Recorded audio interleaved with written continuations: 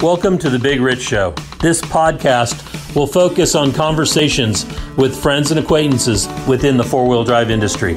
Many of the people that I will be interviewing, you may know the name, you may know some of the history, but let's get in depth with these people and find out what truly makes them a four-wheel drive enthusiast. So now's the time to sit back, grab a cold one, and enjoy our conversation. Whether you're crawling the Red Rocks of Moab or hauling your toys to the trail, Maxxis has the tires you can trust for performance and durability. 4 wheels or 2, Maxxis tires are the choice of champions because they know that whether for work or play, for fun or competition, Maxxis tires deliver. Choose Maxxis. Tread victoriously. Why should you read 4Low Magazine? Because 4Low Magazine is about your lifestyle, the four-wheel drive adventure lifestyle that we all enjoy. Rock crawling, trail riding, event coverage, vehicle builds, and do-it-yourself tech, all in a beautifully presented package.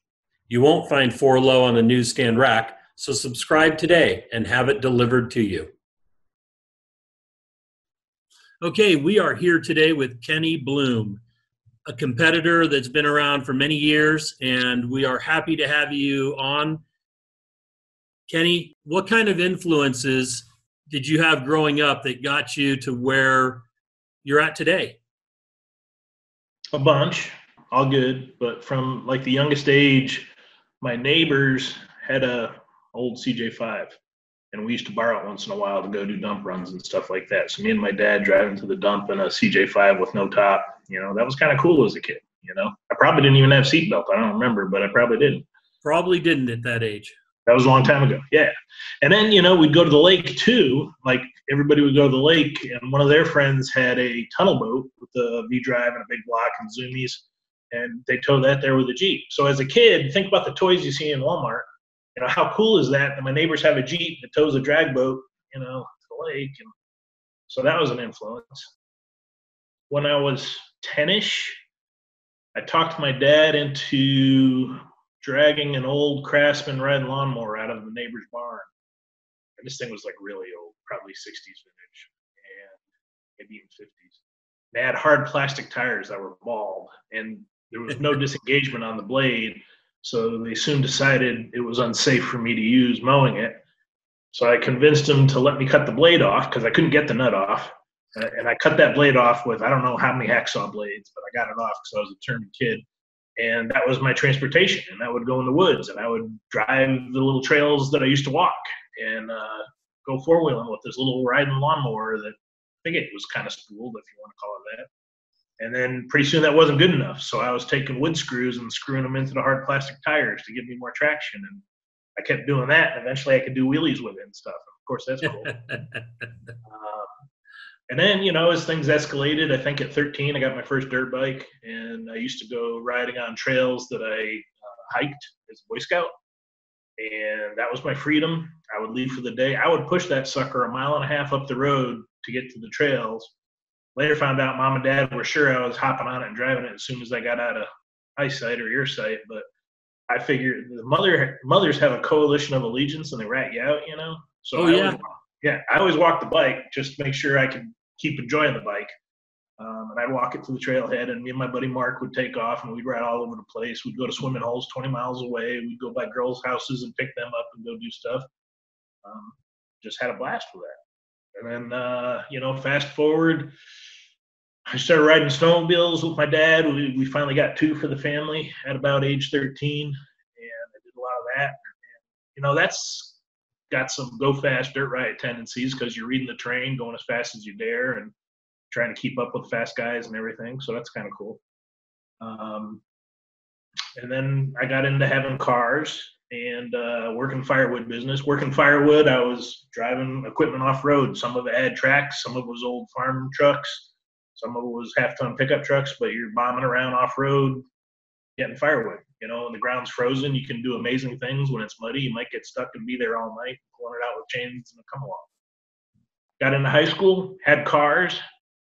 I'd still go four-wheeling with them. I'd go to swimming holes. I'd park next to the Jeeps and the Broncos, and they'd look at me and say, "How'd you get up here? Is there another road?" And I was like, "No, drove it up here. You know, and it was about picking a line and having momentum and pulling the hill and all that stuff. So what was your first car? Did some of that. 69 Opel Kadett. Ooh, there you go. A buddy of mine had one of those. It was kind of cool because the front seats both pivoted at the front and hinged forward all the way against the dash, which made for a really roomy back seat in case that was needed for anything. I had a 54 Volkswagen Bug with no back seat. I put a platform back there, carpeted it. Yeah. Perfect. And a roll cage. So those are some of my beginnings. And then I think I was a senior in high school, and I went on a date to go parking all the time on this little dirt road down the road from her house. And it snowed that night. That didn't stop us. And I got my car stuck in the snow. So it slid into the ruts on this little dirt road. So I had to walk her home before her parents got home. And then I had to also leave before her parents got home. And I ended up walking home like 8 miles in the snow and dogs barking, and I'm worried if I'm going to get attacked by dogs and everything. But anyway, I made it home. I told my neighbor about it after that. He was one of the firewood guys, and we went and towed it out in the morning. Had to explain to mom and dad why I walked home. That was fun too. But, you know, my neighbor then, George, he says, Kenny, by God, if there's anybody I know that needs a Jeep, it's you. Get yourself a Jeep. You won't regret it. And then pretty soon I started shopping. By the time I was 18, I think I was out of high school, but it was my first year of college. I bought my first CJ5. Nice. And, and I went from there. You know? The CJ5, did it have a V8? It was a 71 CJ5 with a new tub. It was a father-son project. Had the 225 V6, T14 transmission, and a Warren overdrive. And nice. We, as kids, we used to drag racing around on the street with other kids, and I had my buddy trained to shift the overdrive while I shifted the other one, you know, so we could do all the speed shifting, first high, second highs. That was pretty cool. We could do wheelies with it if you got it just right. It was on Armstrong True Tracks, which I bought for it. Came with radials when I bought it. I love those tires. They're the best snow tire I've ever wheeled in. Yeah. So I had that for a while. And then that got involved in a wreck. And I rebuilt it, but then I ended up getting, I don't know, those things nickel and diamond me with it. And by this time, I was well into college, and I convinced myself to buy a Scrambler with 9,000 miles on it. So I bought that and started.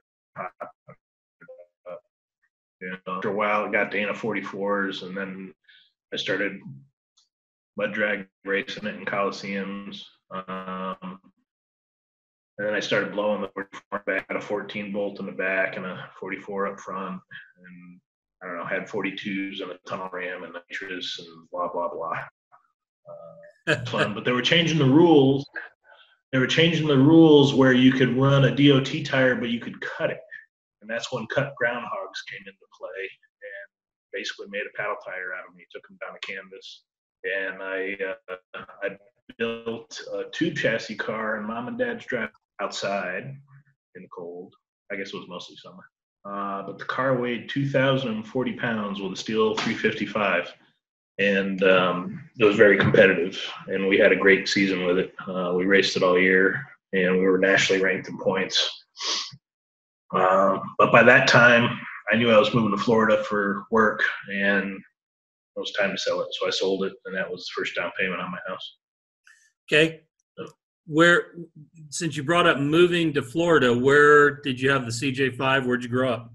I grew up in Connecticut, a little town called Colchester, 20 miles from everywhere. You which are was good. Yeah, I am a Yankee. I probably should sometimes. It was good because it was rural, and there was all kinds of there was old railroad beds, there was power lines, there was lots of things to do, go wheeling, and it wasn't shut down yet to vehicles and stuff. You know, it was pretty open at that time. Some of those trails are there now, and they're devoted hiking trails, bicycles, horses, no motorized vehicles. And I go hiking there with my mom and my son, and show them, hey, I blazed that trail. This one that cuts down here and goes across the river, and we made that on our dirt bikes. You know, nice. Like team, yeah. So that's kind of cool.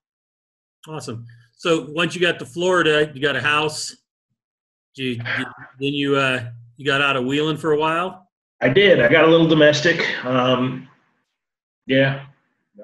Fell in love with all that good stuff. I bought a sailboat. I had a catamaran sailboat, which I used recreationally, but I also raced it a little bit. That was kind of fun. There's all kinds of engineering things going on at once. Reading the sails and the wind and the water ripples and trying to figure out what your next move is, and you're going to take a guy on the inside or the outside and all that kind of stuff. Who's going to check it out going around the pin? It's kind of fun. I did that, but then I got bored in the mechanized sense, and I ended up building a Austin Healey kit car replica, which was a lot of fun. Nice. Yeah, and I hated body work, and this thing all gel coated and polished. It was beautiful, and I just had to put it together and put the drivetrain in it. And that had a steel 355, aluminum heads, weighed 2450. It was stupid fast. It had 700 R4 that was built, and it was a lot of fun. And you lived. Yeah, I was still enjoying life, and it was a good little car. One thing I just realized, when you talked about the CJ5, the first vehicle, you said it was involved in a wreck, and you just kind of passed that over real quick. Well, it's incriminating for a friend of mine, but okay, he'll get over it. But yeah, I was at an after party for a wedding reception. One of my high school buddies, Boy Scout buddies, got married. Actually, it was his older brother got married, and one of the guys, I'll just call him Kurt G. He got hammered. So they took his keys and they put him in a bedroom so he could sleep it off and stuff. And he crawled out the window and he had a spare key hidden in his wallet. And he took off in his Monte Carlo and had to show off that he conquered the world and, snuck out and got in his car and left anyway. And he peeled off out of there and drove straight into my parked CJ and literally punted it up onto the neighbor's lawn. Broke the front axle, bent the frame a little bit, nerfed the fender. So nothing. You weren't in the car, so that's good. At least I wasn't even in the car, so right. no risk of injury to me. A little embarrassing for my buddy. Took my Jeep off the road for a few months while I had to rebuild it. I think we've all had buddies that have done that. Something similar to that. Yeah, so that happened. But then I got a better front axle. I got some fiberglass fenders. I bought some all-terrain, mud terrain tires. Radials, they were just coming out then. And funny thing is, I took out a sidewall on that the first couple weeks I had it. Anyway. So back to Florida. You got the Austin Healey kit car. Yeah. You got a house. Yeah. Were you single? Well, I was single for a little bit. That was a fun thing about that sailboat. That was good for dating. I'll just say that. I would imagine. Yeah. Met my wife at work. Tina, you've met her. Yep. And we got married, and then eventually moved up to Tulsa, Northwest Arkansas. That's quite a jump. Yeah, it is. And I was in a market down there, aviation, where what I was doing was awesome. I learned a lot, but it was a hellacious place to work, and it wasn't sustainable. They wanted me on the road 20 days, 21 days a month minimum, and you just can't keep doing that with a family. Yeah. So it wasn't the kind of place where you could tap out and just say, I'm going to do something else. They just cut you loose. So I started looking for work, and I had some friends that were working at a company in Tulsa, and I ended up there. And that's how I got to the area. So, okay. And that's worked out for me. I mean, aviation, it gets in your blood, and it's just another thing to be a gearhead about, All right. Do you fly as well? I'm not a pilot. I'm the guy that could land the plane if the pilot had a stroke. But no, I'm not a pilot. That's always a good skill to have. It is a good skill to have. I've done flight simulators. I've done hang gliding. I've flown some ultralights, but there's no part of me that's remotely licensed. So Okay. I did fly an A380 simulator. Landed it in Miami. That was kind of cool. That was just a couple years ago. I'll call that a perk at work. Perk at work. Any customers, and I got to latch on to the experience. Cool. That would be cool. So that's what got me up here. And then it was about 94 or so, and we got into boating and enjoyed the hell out of the summer boating. And October came, and we were kind of like, what are we going to do for family fun? And my wife, who I'm sure still regrets this, said, "Why don't you get another Jeep? You know you love Jeeping." So I bought another Jeep, and I think I actually bought 2 of them, and I took all the best parts into the one I wanted to keep, and then sold the other one. And then that was the CJ84 CJ7, which got modified a little at a time, and it took me all the way to the first. Forgive me for using the other name, Supercrawl. Yeah, no worries. 2002. So Nice. Yeah. So I kind of went from there, and it's you go trail riding on your 29-inch radials, and you go, huh, maybe I should get a locker. Huh, maybe I should get some 33s. Huh, maybe I should get another locker. Coil springs would be nice. Yeah, so you just start doing all these things. All that before light bars. I've never bought a light bar for an off-road vehicle. Perfect. Yeah. My tow rig had a nice light bar, but that was more for cosmetics. And I've had some. As they should be. I guess my Go Fast, my Dirt Riot car had a light bar on it, but I don't know if that counts. Yeah. That's okay. Yeah. So you started competing in 2002 at a Supercrawl. That was when Craig Stump was running Supercrawl. 2002 was my first year on a national level. I actually I started like in February or March out at the Johnson Valley. A blast from the past. Mr. Hazel had some events back then. Yep, and Bob Hazel. I went out there to run some of his events because I had run some of his locally in the middle of the country. So I knew him and I knew the product, and I had some successes there. And so I was like, hey, bucket list. Let me go out west and race with some of these famous people, And, right. And I showed up, and I did. And we didn't do awesome, but we didn't do bad. We finished about 6th or 7th in that first event. But, I mean, we're rubbing elbows with Walker, Schaefer. Tracy. I don't know if Schaefer was there. Shannon was there. Walker, Chris Durham, Joel Randall. Who the hell's the other guy that used to run around with Tracy in the early days, the hydraulic Toyota? Don Robbins. Yeah, Don Robinson was there. Jason Pauly was there. You Nice. know, so that was my exposure to the big boys. And I came home from that saying, "Hey, we finished in the middle of the pack with a beater CJ7. Let's go. That was fun. Let's do another one." And then we kept doing good, and pretty soon we ended up doing, I think he had like 6 events, and we did 5 out of 6 of them, and we finished second in points. Oh, yeah, awesome. Matter of fact, we edged out Jason Pauly in the point series there. That was pretty cool. Excellent. At the very last event.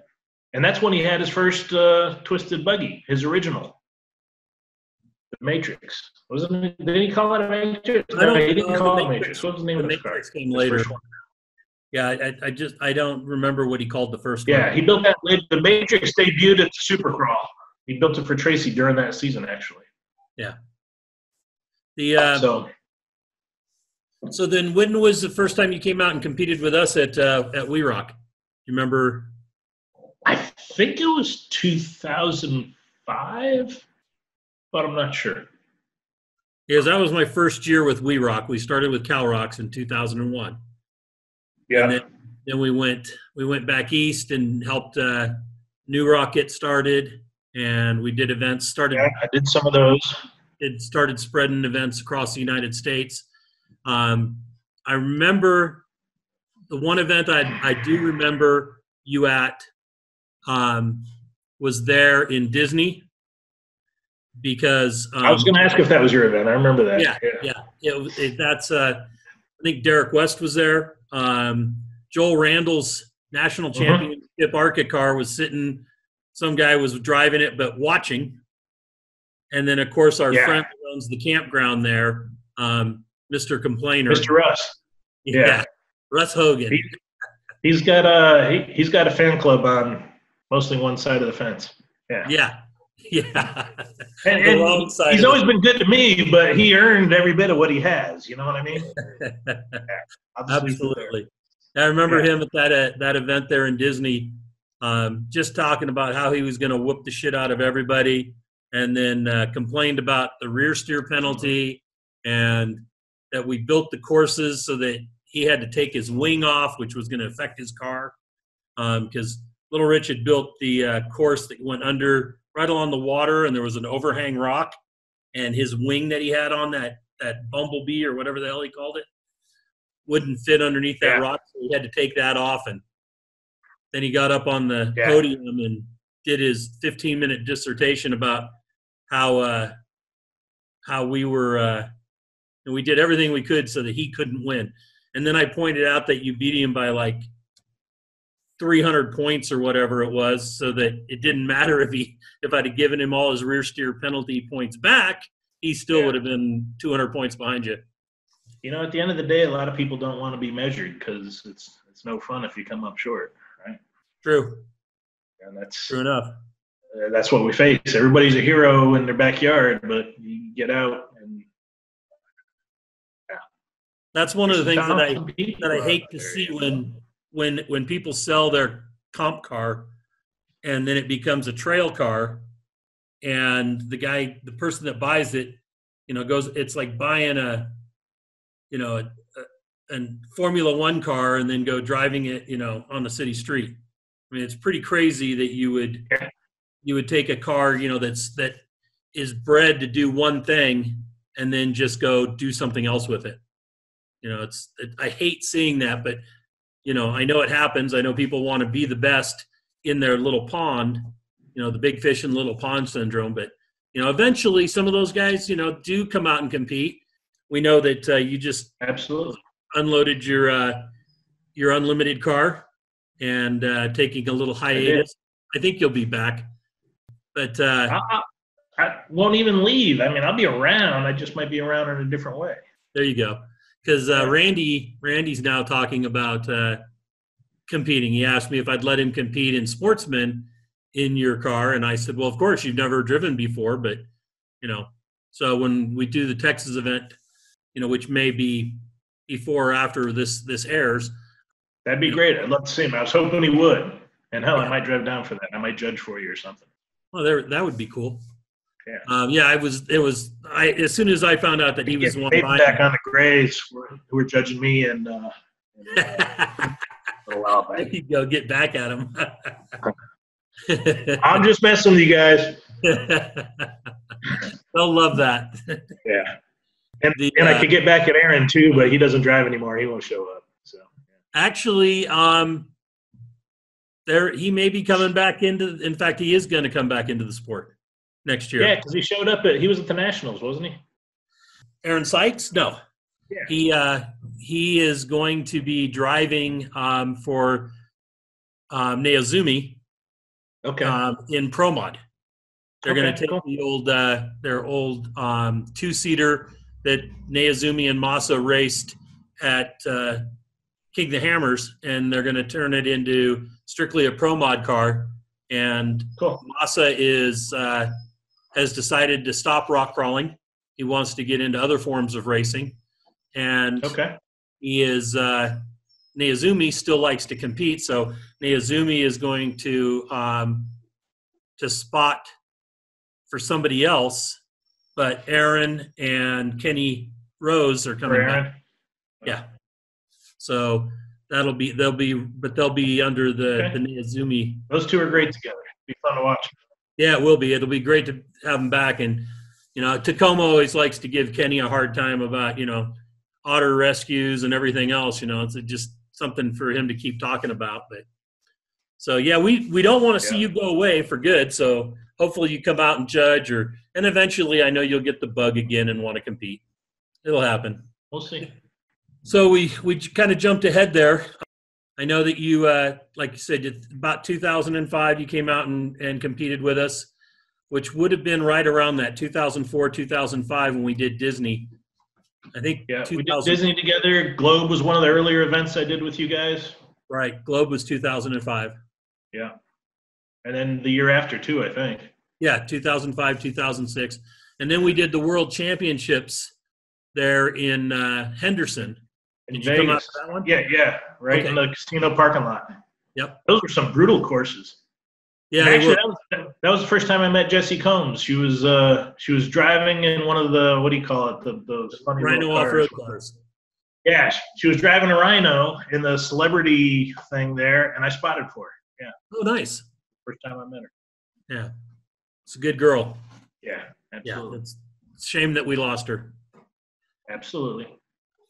I know at one time I probably made a bunch of calls that you didn't like as a marshal at some of the events. I can think back to one. It happens.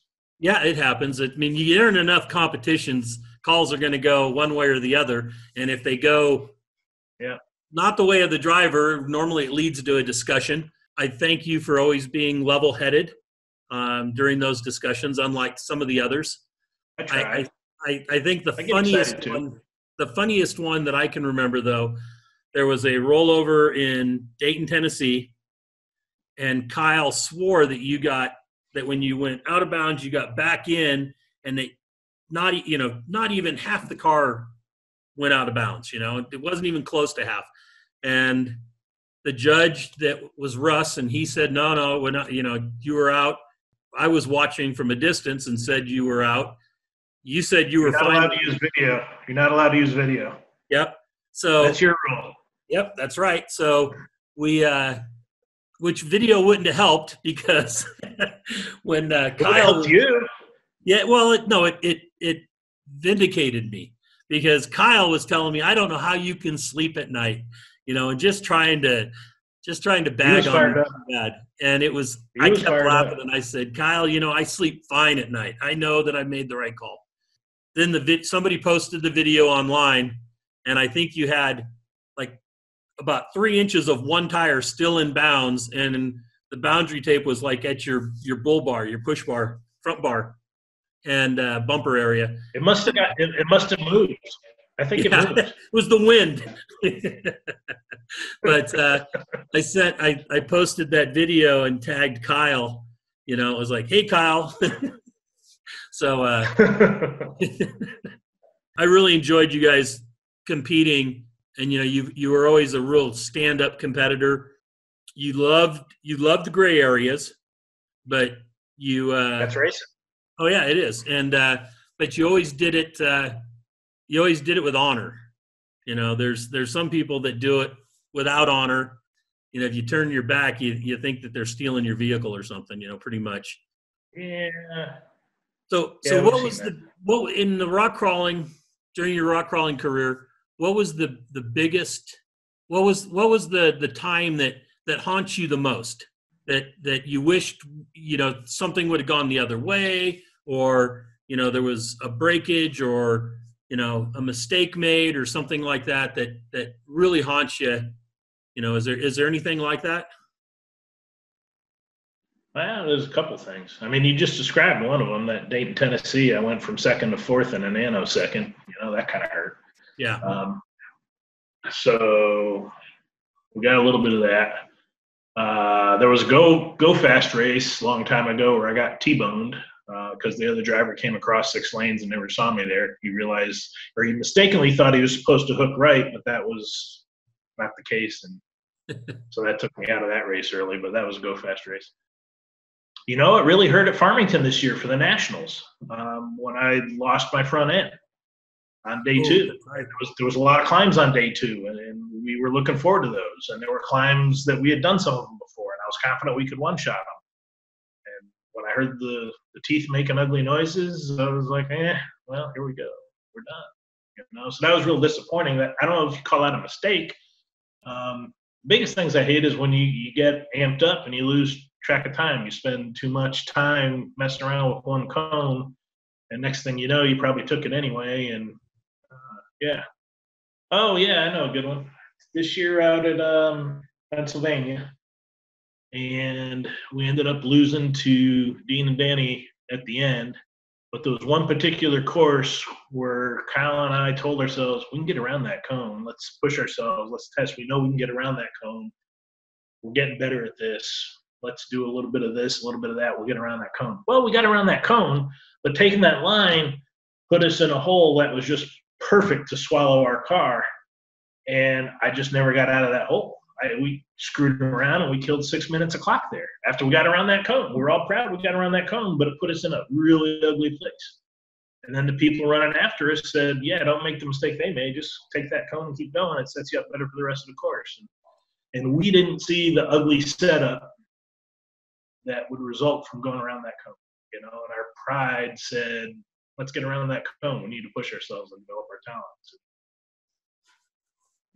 I guess we showed we know how to get around the cone, but we threw the course away. Do you remember the keep your eye on the shootout in Indiana with Danny Rohr? Is that the one where I handed the race to Danny? Yeah. Is that the one where I went up the start gate? Yeah. Yeah. That was one. Yeah, that was painful. Yeah. Absolutely right. And a lot of teams have made that mistake, and a lot of teams will make that mistake. It's really easy to get amped up and forget that, And especially, I think, in those days, the start gates and the finish gates kind of looked the same, so it was even easier to make that mistake. I think correct. They were the same color, just different sizes. But now I've gone to different colors to hopefully eliminate that. But it still happens. Yeah, that's painful as hell. Yeah. It really is. So what's the time in your rock crawling history that you're the most proud of? You mentioned New Rock earlier. There was an event in, I think, 2004 in Indiana at Badlands. Shoupl was ahead of us. He's funny as hell. Yeah. And he's running his mouth at the bottom of the course. He's watching us do our last course. And he ran it, and he knew he got a lucky bounce that could never be replicated, and that's the only way he got around that one cone on this ledge. And it was something where you had to come down a ledge, float around, or back down it and shoot up it, either way. But it was the only way to get around that cone, he thought. And so he's running his mouth, collecting his prize money already down at the bottom of the hill. And I know this because my crew's standing right next to him, and he didn't know who my crew was. And Chuck and I came up with a plan. And back then, spotter ropes were free. And there was a pine tree at the top of the hill, had about a face. And we went down. This was in my old skinny car that kind of looked a little bit like a sprint car. We went down that thing, had the Volvo portal axles that had the whole 30 degrees turning radius. And we side-hilled this hill, splitting the cones, so we didn't have to drop off the ledge and go back up the ledge because we side-hilled it. And Chuck had the spotter rope wrapped around the top of my cage, and he had it spun around the tree twice, and he's leaning on it. So he had a very controlled hang on to Kenny thing going on. And it was like Wile E. Coyote, where I'm on the edge of the cliff, and little rocks and pebbles are pushing out from my tires and bouncing down. And as we're starting to execute this, and we're going in and out of front only and all that stuff so it doesn't push, and we're starting to pull the turn off, and all of a sudden Kenny stopped going, oh shit, stopped running his mouth, and he realized he was about to lose the race. It was all that prize money. And back then, prize money was pretty good. I think it was about $3,500 for the win. And we took that, and that was just a smaller race, but it was a big moment, and it was, a really big moment because Kenny and I always had a lot of trash talking going on back then. He was a great person to race with. So. Yeah, he was Shoupl was quite the character. One other character that was in our sport, Danny. Danny, yeah. The after hours character right there, man. Oh, yeah. You have no idea what's going to happen. Yeah. He's the spooning capital of Indiana, I think. I think that teams were on the second morning, if you showed up on site and you saw Danny Rohr asleep in his tighty-whitey somewhere in the grass, you knew you were in trouble. He always did better when he was hurting the next day than when he was not. You're exactly right. He was on. He was on if he got a little wild the night before. Yes. And God bless him. I don't know how he did it, but, man, we got some stories there. Yeah. We'll have to visit with him, too, and get the stories. Yeah. If he'll share, because I'm not sure if his wife even knows all the stories. They're kind of PG-ish. At the end of the day, they're kind of PG-ish. Yeah, they are. They are. So what are you going to do now that you've sold the car? You know, I got a few projects here and there. I bought a side by side. Never thought I would, but I did. I've been Yeah. enjoying that. So that's a good transition plan for the withdrawals. And there's guys like Kevin Reamer was like, I really love this thing when he got one, and I was laughing at him, and here I am now. I have one. My biggest thing is I have to not drive a lake rock crawler because I know they're not really made for that. And I don't want to shred stuff and work on stuff. I just want to go wheeling and have fun. So that takes a little bit of discipline. I'll get into boating a little bit more. My Shelby has a rear tire problem that I probably will keep going. The rear tires don't last too long on that. I enjoy the motorcycle. So, I got enough toys to do some things that keep me smiling, I just fabbed up a little trailer for the side-by-side. Somebody wants one for their side-by-side, so I'll probably make up a little trailer on the side, keep that going. And you never know. I might get bored and build something again. I might not. Or I might just team up with some other people to ride, Yeah. There's always somebody that's looking for a spotter or somebody looking for a judge, or you can scout, you can crew. There's a lot of things you can do. Absolutely. But I'll have an easier time. I got a good friend that's racing one of the, I don't even know what class it is. It's basically a built-up Wrangler in the Baja and the desert stuff. And he's been wanting me to go out and help him out. So I'll probably do that sometime. That'll be an experience. Check it off the bucket list. So you've not been to Baja to race yet? I have not. I've had a couple opportunities and never quite put it together. So, yeah, it's time to do that. That's definitely a bucket list. Yeah. Yeah. I would encourage that.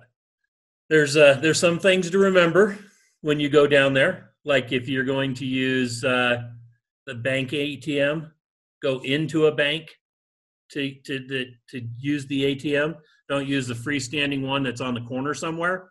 Correct. Because there's always scoundrels around that'll try to get your money out of you, and Correct. without actually robbing you, but they just work you over so fast that you don't even know what happened, and they end up clearing out your account. We had a kid that came racing with us when we were helping out Schaefer and Mike Schaefer, and one of the kids down there went to this ATM, and the guy he put his code in, and a guy walked in right away and said, "Oh, hey, that doesn't work. Let me show you the one that works." So he pulled his card out, but he never shut the program off. So the guy was able, and the code was already in there. So the guy's partner walked in, emptied his bank account or whatever the max was that day, and that was like all the kid had in his account. And so, yeah, he got – just be careful with that.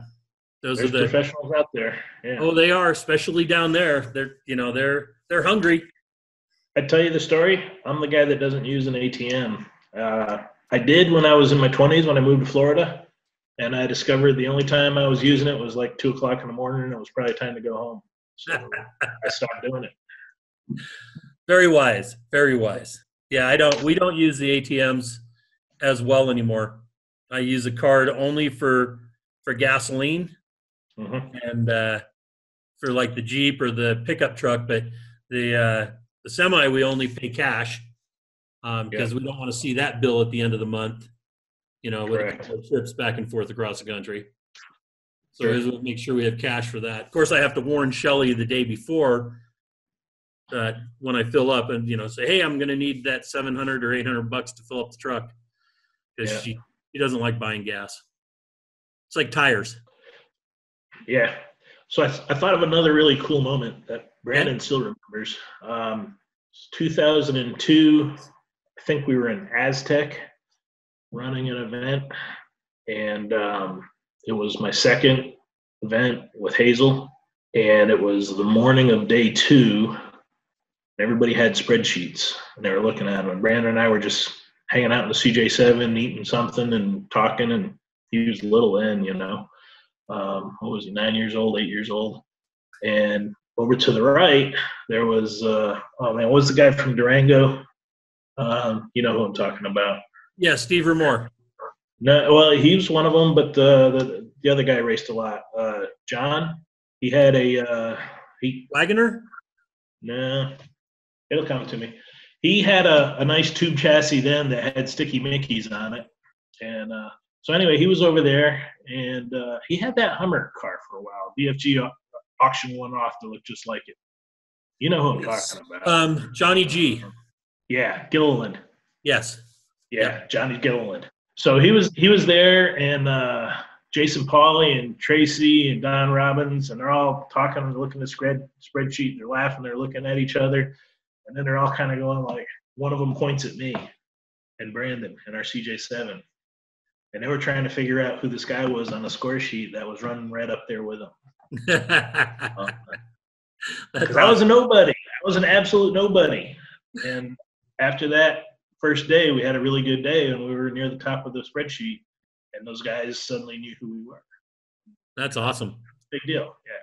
You know, not this year, but the year before, 2018, Nationals in Farmington, Johnny G was there. I remember seeing him. I talked to him. Yeah. That was kind of cool. It was cool. Yeah. He brought his kids. I remember that. Yeah, it was his kids and are now, big. I asked him if he was jonesing and wanting to come back out and compete, and he goes, watching this, I'm feeling it. I'm feeling it. So I was hoping we would see him, but he's probably been away long enough to where he's smartened up. Could be. Could be. I know he's been desert racing, so that Go Fast bug. Good for him. That's a different kind of budget, though. Yeah, it is. Yeah. It's that's why I became a promoter. I was eventually I'd lived in Cedar City, and we were trail riding. I was the club president there. We were wheeling with Craig Stump up in Delta, Utah. We were getting ready to have an event at the ARCA coming into Cedar City, and we helped ARCA get in there and get the contract with their permit with BLM and everything. And then we got the BLM to give up that property there at Three Peaks to the county as a county park. We pushed for that along with the equestrian people and the mountain bikers and all that kind of stuff. But we used to do big cleanups out there at Three Peaks. And one of the events, at that first ARCA event, there was a guy, Randy from Northern California, and we were talking, and he goes, man, if you ever move back out here and want to put on an event, move back to California and put on an event, I've got a great location. And so after watching what everybody else was doing, Hazel and Ranch, I decided, you know what? Hell, I could do this. So when I moved back to California, I went and started Cal Rocks the same time that Craig started U-Rock. And so I did an event that Put Up or Shut Up. The first event was November 2001, and then our first season was in 2002. But right away, I had no plans to go outside of California or Nevada, and then right away I was asked to put on events elsewhere. My idea was, have travel. We'll travel. So we started bringing the events closer to the drivers instead of just saying, no, we're only going to do California or Utah, or Arizona. So it was a good move, and I've enjoyed it. But I realized that I was helping a buddy, and I was going to spot for him, and he was going to drive. And I realized there was no way that I could afford to build my own car on the money I was making there in Utah. And it was like, you know what? Nope, ain't happening. I'm not going to ever build a car. So I decided to become a promoter, thinking I could, get parts, make deals, that kind of stuff, and eventually build a car, a buggy. Well, 19 years of doing this, I still have never owned a buggy. What's happened? Little figured it out. Huh? Yeah. He sold a lot of the things that I owned to do that. But no, he did. He flung deals on his own and stuff. And then I had some old junk cars around, and, he said, hey, what are you doing with that? I said, nothing. Can I have it? Sure. And then he'd go scrap it or sell the parts off of it or trade something. And next thing I know, he built that KOH car that he did. And I remember that. Yeah. Yeah, that was. Now, we were all giving him a hard time last time we saw him because his car looked better than it ever had. And he's like, hey, what happened? Who started working on your car? Actually, he's gotten better at that stuff, but yeah, he Sure. gets a We lot of all do. wheeling done. Yeah. He gets a lot of wheeling in now, living down there in Sand Hollow. He does. And I'm happy for him. That's good. So tell me about your boat. Oh, it's a mild one, but it's fun. It's a 31 Scarab, 97 vintage, couple of black 502s. They're mild. I put some exhaust on it just because I felt like it at the time. But it's the devil that I know. It's reliable. It's dialed in. It's not the fastest boat around, but it's a little bit like dirt riot stuff. You get on the right bodies of water around here, they get really sloppy on the holiday weekends or any busy weekend.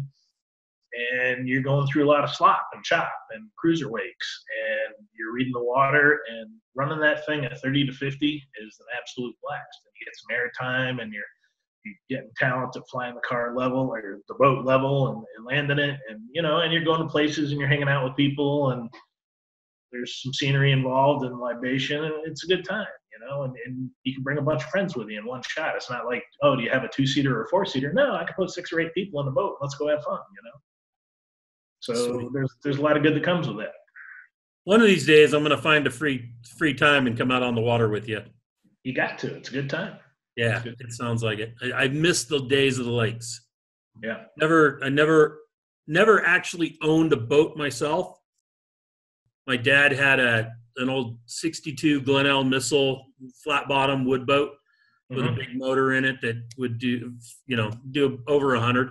And then we had I worked for a guy that had a Sea Ray open bow, 26 or 28 foot something, that had an in and out and nice little lake boat, for like cruising after work and stuff and go swimming.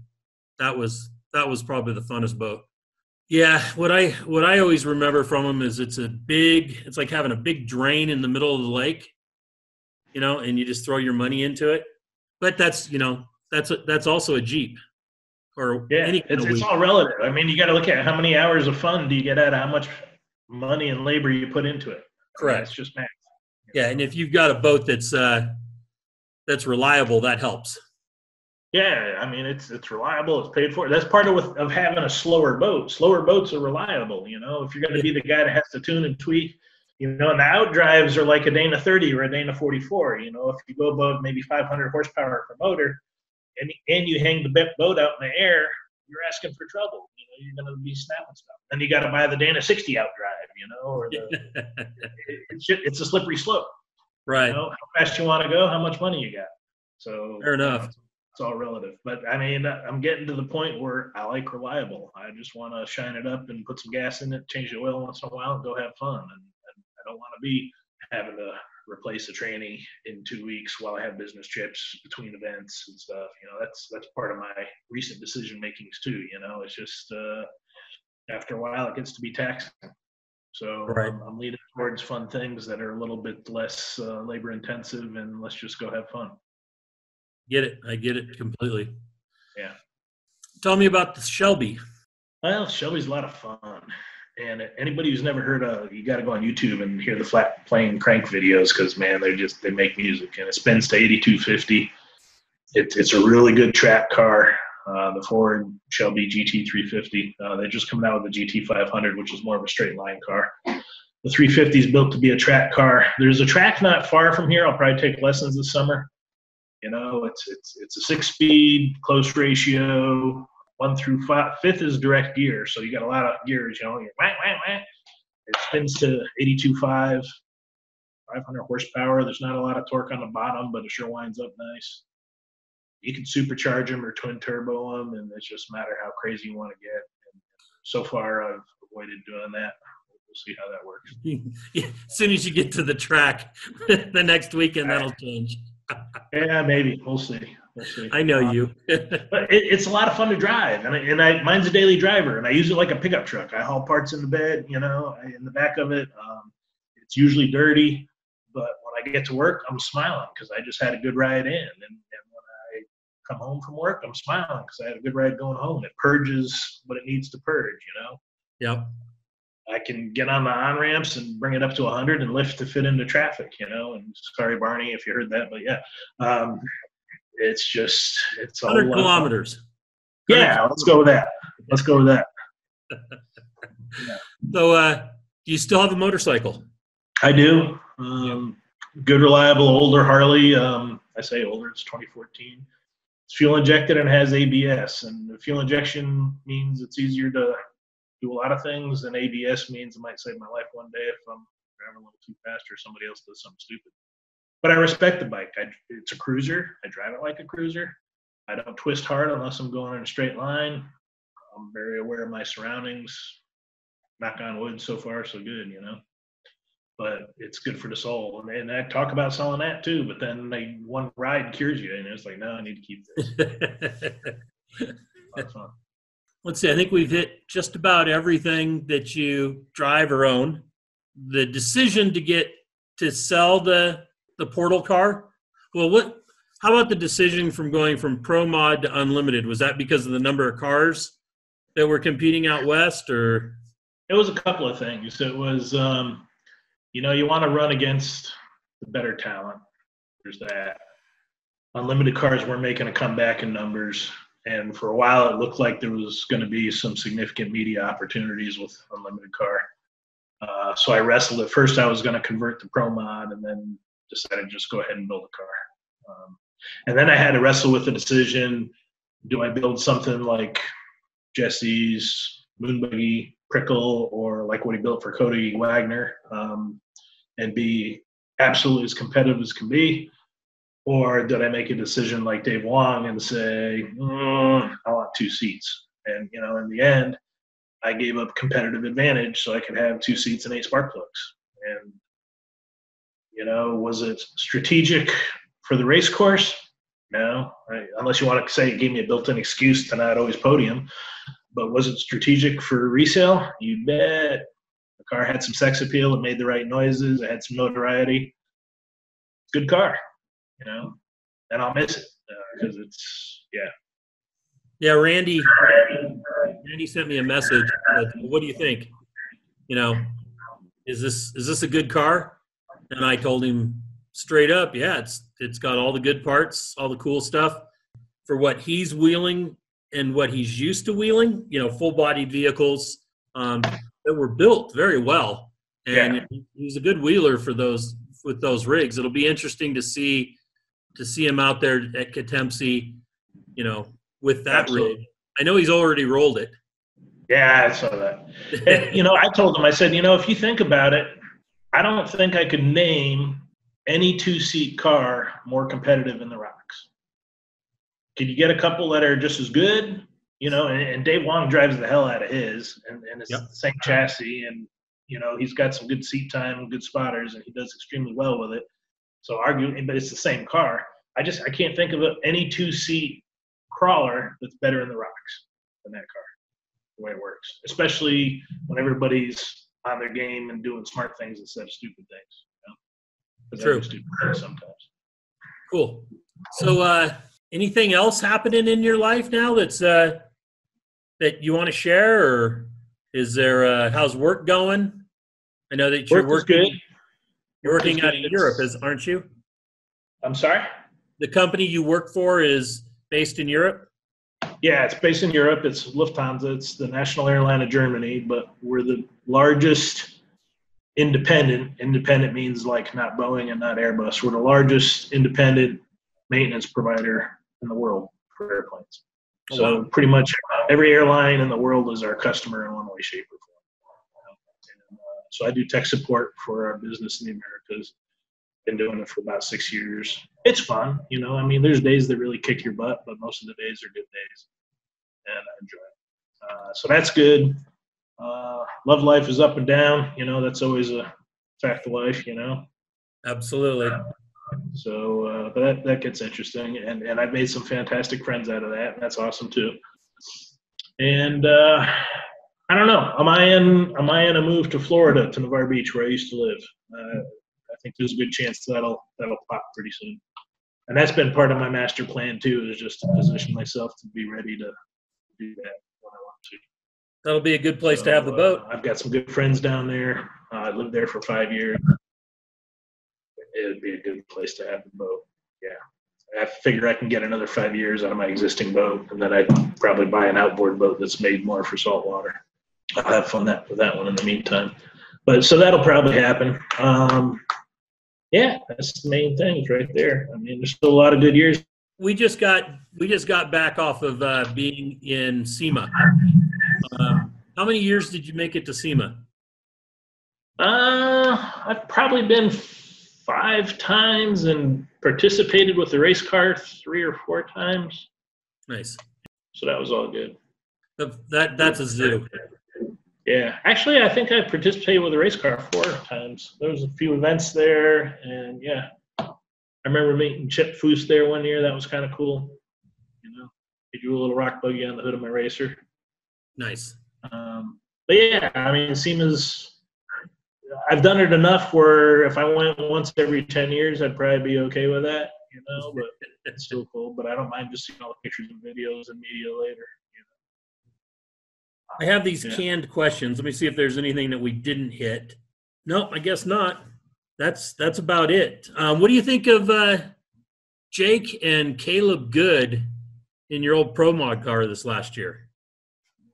I think they had a really interesting season. First off, it's great that they did it. Came out of retirement, more or less. Yep. Father and son is always awesome.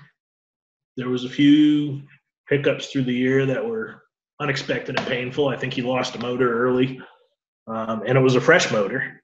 And you know, we knew that we had enough time on the fresh motor to know it was good, but then again, he ended up losing it and having to replace it, so that hurt. I think there was transmission trouble towards the end of the year too. But they had a good year. They really learned the car. They had some dumb moments, and they had some victorious moments, and that's what it's all about. Especially getting back into it, and the father-son learning a new vehicle together and everything, and. So I think it's awesome for them, and now they're on to other things, building another car, and I think that'll be great for them. Yeah, I agree. They're building, from my understanding, an Unlimited. So yeah, they bought one of Jesse's chassis, and they're building some portal axles. And I think Unlimited's going to become a Jesse Haynes spec class. Spec class. Yeah, there you go. Yeah, largely, you know, and that's good. Good for him. Yeah, I agree. He's talented and humble, and makes a good product. Yeah, it's good for the sport. Yeah. So. Awesome. Well, yeah, I'll probably show up at a race or two with Jake and family. We'll see. Well, that'd be awesome. That'd be great. I want to thank you for spending the time. I know we meant to do this like a week and a half ago, and I didn't get to where I needed to get to fast enough. I've been since the end of the season. Shelly and I have had like 4 days off where we haven't been traveling, and all 4 of those days I spent with my parents. So well, you got to do that sometimes. Yeah, that's what this winter is going to be about, is spending time with my parents. But I want to thank you for coming on and for being a great competitor and friend. You know, I want to say thank you for just being Kenny Blume and being a great representative of our sport, and you know, being somebody that others could look to and hope to emulate. Well, thank you. Appreciate it. All right. You take care, and we will talk to you later on and maybe get you back on to see where things are going with your life from now on. All right. We'll be in touch. Have fun. Okay, thanks. Bye. If you enjoy these podcasts, please give us a rating. Share some feedback with us via Facebook or Instagram, and share our link among your friends who might be like-minded. Well, that brings this episode to an end. Hope you enjoyed it. We'll catch you next week with Conversations with Big Rich. Thank you very much.